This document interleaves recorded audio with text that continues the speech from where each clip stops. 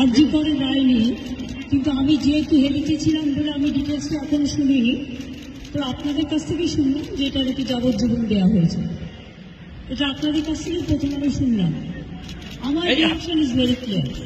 আমরা প্রথম দিন থেকে ফাঁসির দাবি করে এসেছিলাম এবং আজকেও আমরা সেই দাবিতে অটুট আছি।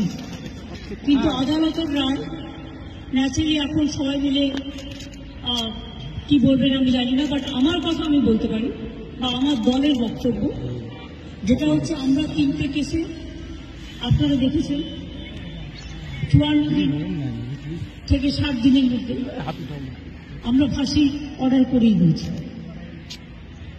কিন্তু আমি জানি না এটা একটা সিরিয়াস কেস এবং এটা নিয়ে ফাঁসি দাবি আমাদের সবার ছিল। সেক্ষেত্রে বিচারের রায় নিয়ে আমি আমার কথা বলতে পারি।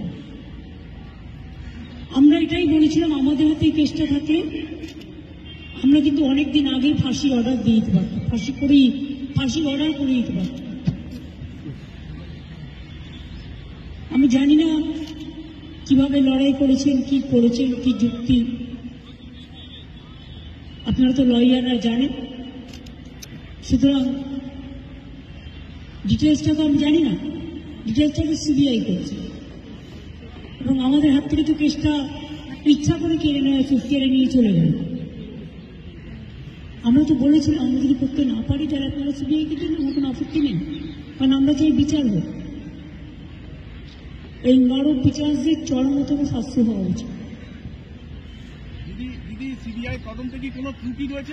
আমি এসব বলতে পারবো না, কিন্তু আমি এখনো, আপনিও লয়ার, আমিও অ্যাজ এ লয়ার আমি এ কথা বলছি যে আমি তো ডিটেলস কাগজপত্র দেখিনি, but I am not satisfied. কারণ আমি ফাঁসি হলে অন্তত মনকে সান্ত্বনা দিতে পারতাম।